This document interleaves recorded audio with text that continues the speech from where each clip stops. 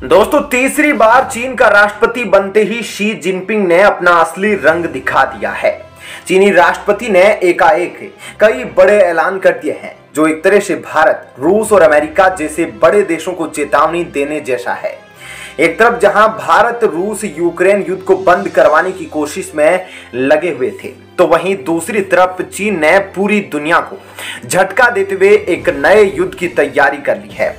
और ऐसे में चीन ने रूस के कंधे पर बंदूक रखे गोली चलाने का काम किया है। जी हां दोस्तों, आपको यह जानकर हैरानी होगी कि अब चीन ने युद्ध का ऐलान कर दिया है, और वो भी बिना किसी बात के, जबकि उसे किसी देश से कोई खतरा नहीं है। ऐसे में आप सोच रहे होंगे कि आखिर चीन ने ऐसा फैसला क्यों लिया है और वो उसके लिए क्या तैयारी कर रहा है, और इसका असर भारत समेत बाकी देशों पर क्या होने वाला है। तो ऐसे में आज हम आपको इस वीडियो में इन्हीं सब चीजों के बारे में विस्तार से बताने वाले हैं, इसलिए वीडियो को अंत तक जरूर देखिएगा। और इसके साथ ही हमें अपनी राय कमेंट करके जरूर बताइएगा कि आपको क्या लगता है, चीन के इस ऐलान से आगे जाकर भारत पर क्या असर होने वाला है। इस बारे में हमें अपनी राय जरूर बताएं। तो चलिए अब देखते हैं पूरी खबर विस्तार से। दरअसल चीन ने अचानक वही बयान दिया है जो रूस ने यूक्रेन पर हमला करने से पहले दिया था। ऐसे में चीन के राष्ट्रपति शी जिनपिंग ने कहा कि हमारे देश की सुरक्षा स्थिर है, और ऐसे में चीन का एकमात्र लक्ष्य युद्ध ही है। दोस्तों, चीनी राष्ट्रपति ने अचानक से एक ऐसा बयान देकर हर तरफ हलचल मचा दी है। लेकिन यहां आपको एक चालाकी बताते हैं कि चीन ने रूस यूक्रेन की आड़ में अपने मंसूबे दिखाने की कोशिश की है। हैरानी की बात तो देखिए कि रूस को तो फिर भी यह डर था कि अगर यूक्रेन नाटो का सदस्य बन गया तो अमेरिका और पश्चिमी देशों की सेना उसकी सीमा तक पहुंच जाएगी। लेकिन शी जिनपिंग अपने देश के लिए किस खतरे की बात कर रहे हैं। चीन को रूस की तरफ से कोई डर नहीं है, बल्कि चीन तो दुनिया के दूसरे देशों को आर्थिक गुलाम बनाने में लगा हुआ है। दरअसल जैसे ही शी जिनपिंग के पास तीसरी बार फिर से सत्ता आई तो उन्होंने भारत और ताइवान को धमकाना शुरू कर दिया। जिनपिंग ने हाल ही में क्षेत्रीय लड़ाइयों का जिक्र करते हुए लद्दाख और ताइवान को अपना आक्रामक रूप जाहिर कर दिया था। जिनपिंग ने कहा था कि मिलिट्री ट्रेनिंग को मजबूत किया जाएगा ताकि देश किसी भी युद्ध के लिए तैयार रहे। जिनपिंग ने पिछले ही महीने मिलिट्री के तुरंत विकास की बात कही थी, और अब उन्होंने सही में युद्ध की चेतावनी भी दे डाली है। और अब आशंका जताई जा रही है कि चीन सबसे पहले ताइवान पर ही हमला कर सकता है, जिस पर वह लगातार अपना दावा करता रहा है। अगर चीन ने ताइवान पर हमला किया तो वह भारत से लगती सीमा पर भी और भी ज्यादा आक्रामक हो जाएगा। अगर ताइवान पर हमला होता है तो निश्चित तौर पर इस संघर्ष में अमेरिका भी शामिल होगा, क्योंकि अमेरिका हमेशा से ही यह कहता आया है कि वह ताइवान की सुरक्षा के लिए हमेशा ही आगे खड़ा रहेगा। और ऐसे में अगर अमेरिका इस युद्ध में शामिल हो गया तो फिर आगे जाकर इस युद्ध में भी रूस शामिल हो जाएगा, और धीरे धीरे करके यह युद्ध और भी ज्यादा आक्रामक रूप ले लेगा, जिसका नुकसान पूरी दुनिया को भुगतना पड़ेगा। ऐसे में आगे यह देखना दिलचस्प रहेगा कि चीन युद्ध की तरफ और क्या क्या कदम उठाता है, और ऐसे में रूस क्या करता है। ऐसे में दोस्तों, आपकी इस खबर के बारे में क्या राय है? आपको क्या लगता है कि युद्ध के दौरान अगर चीन भारत पर हमला करता है तो क्या रूस एक सच्चा दोस्त होने के नाते भारत का साथ देगा? इस बारे में हमें कमेंट करके अपनी राय जरूर बताएं, और साथ ही इस वीडियो को ज्यादा से ज्यादा लाइक और शेयर जरूर करें।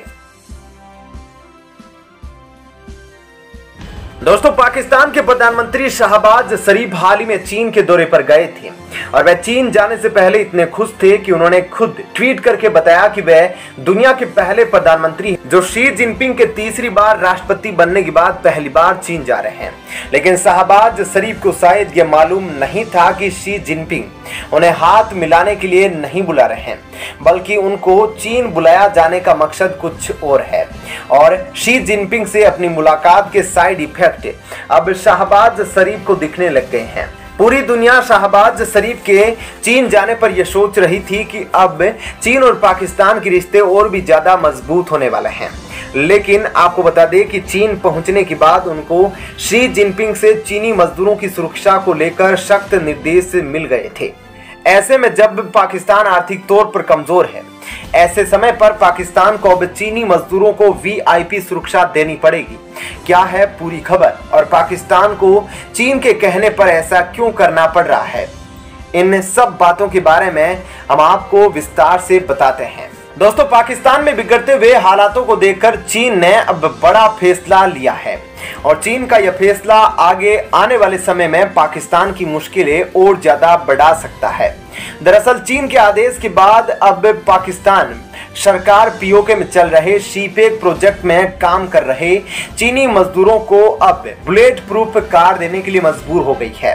इसका मतलब यह है कि पाकिस्तान में चीनी मजदूरों को इमरान खान और कई पाकिस्तानी मंत्रियों से भी ज्यादा सुरक्षा मिलेगी और शीपेक में काम करने वाले चीनी मजदूर सरकारी बुलेट प्रूफ कार में चलेंगे, क्योंकि चीन के इन कर्मचारियों पर लगातार हमले किए जा रहे हैं और यह हमले लगातार आक्रामक होते जा रहे हैं। चीन ने पाकिस्तान को सख्त लहजे में समझा दिया उसके कर्मचारियों को सुरक्षा किसी भी कीमत पर नहीं होगी और अब उसी के बाद पाकिस्तान की सरकार को यह कदम उठाना पड़ा है। जैसा कि आप सब जानते हैं कि चीन की शीपेक परियोजना का एक बहुत बड़ा हिस्सा भारत के इलाके से होकर गुजरता है, जिस पर पाकिस्तान का अवैध रूप से कब्जा है, यानी कि पीओके से। और ऐसे में इस इलाके के लोग चीन और पाकिस्तान की सरकार से बेहद परेशान हैं, क्योंकि चीनी मजदूर और कर्मचारी इस इलाके में लोगों के साथ बर्बरता करते हैं और इसी के जवाब में अब पीओके के लोगों ने चीन और पाकिस्तान के खिलाफ बगावत कर दी है और पीओके और बलूचिस्तान के लोगों ने अब चीनी कर्मचारियों पर हमला बढ़ा दिया है और पीओके और बलूचिस्तान के लोगों ने अब चीनी कर्मचारियों पर हमले बढ़ा दिए हैं और इन हमलों के चलते चीनी कर्मचारी अब इतना डर गए वे काम भी करने नहीं जा रहे हैं। इस वजह से शीपेक परियोजना पर काम लगभग रुक गया है और इसलिए शी जिनपिंग ने तीसरी बार राष्ट्रपति बनने के बाद सबसे पहले पाकिस्तान के प्रधानमंत्री शहबाज शरीफ को भी आमंत्रित किया और वो भी उनसे हाथ मिलाने के लिए नहीं बल्कि उनको कड़ी हिदायत देने के लिए। आइए जानते हैं कि पाकिस्तान के हालात लगातार बिगड़ते क्यों जा रहे हैं और आम लोगों के पास खाने के लिए एक पैसा तक नहीं है और काम करने के लिए नौकरी तक नहीं है, लेकिन इसके बावजूद पाकिस्तान की सरकार की चीनी मजदूरों की सेना के जवान तैनात करने पड़ रहे हैं। और हैरानी की बात तो यह है कि यह सभी चीनी मजदूर और कर्मचारी पाकिस्तानी सेना के जवानों के साथ भी बदसलूकी और मारपीट करते हैं। ऐसे में अब जब उन्हीं चीनी मजदूरों के लिए पाकिस्तानी सैनिकों को तैनात किया जाएगा तो आप सोच सकते हैं कि आगे जाके वहां के हालात कैसे होने वाले हैं। ऐसे में इस खबर पर आपकी क्या राय है, हमें कमेंट करके बताइएगा। साथ ही वीडियो को लाइक शेयर जरूर कीजिए।